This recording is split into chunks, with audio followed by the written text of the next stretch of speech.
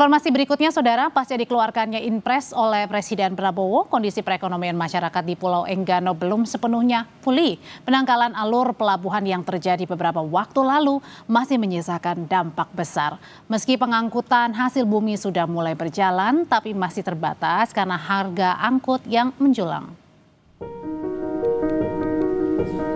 Terparah. Biasanya sekedar badai apa ini nggak terlalu ini kan, kalau ini asli parah nih kan.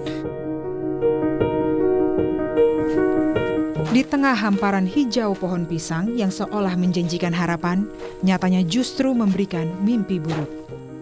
Harga jual pisang sebagai hasil bumi terbesar Pulau Enggano masih anjlok. Harga pisang satu tandan yang sebelumnya dijual Rp40.000 hingga Rp60.000 kini hanya dihargai Rp20.000 saja. Harga tersebut belum dipotong dengan ongkos angkut, di mana petani pada akhirnya hanya mengantongi Rp10.000 per tandan.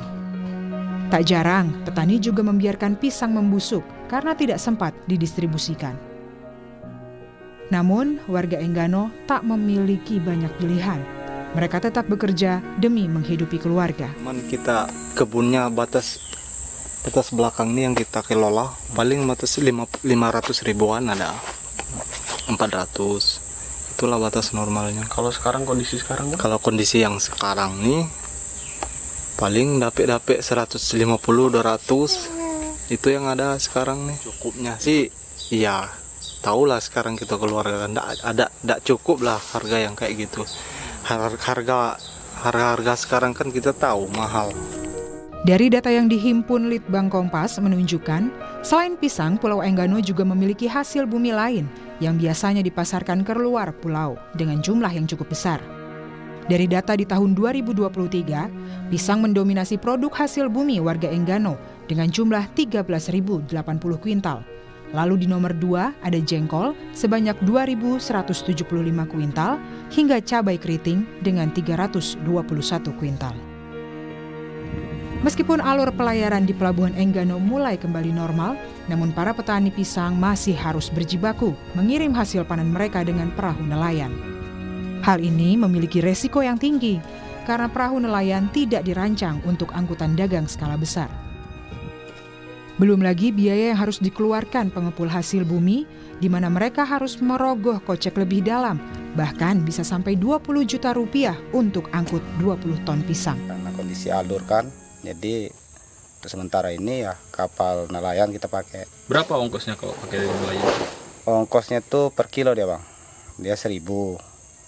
Nah, kalau misalnya ada 2 ton ya 2 juta berarti kan. Kalau ongkos nelayan kemarin bang 20 juta sewa kapal, ada yang 15, tergantung dari kapalnya juga bang.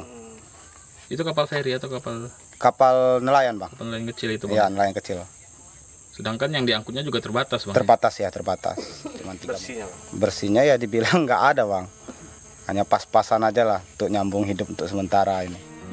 Wakil Gubernur Bengkulu Mian mengatakan, Pemprov Bengkulu berjanji akan memberikan subsidi biaya angkut hasil bumi dan perikanan. Dirinya menyebut Pemprov tengah menggodok kebijakan subsidi tersebut.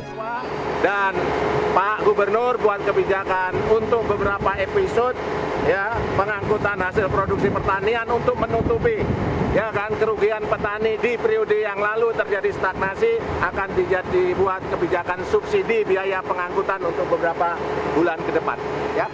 Seluruh warga Enggano masih terus berharap pemerintah tak hanya melihat pelabuhan yang telah kembali beroperasi, tetapi pemerintah juga perlu memastikan akses transportasi yang layak dan terjangkau bagi warga Enggano.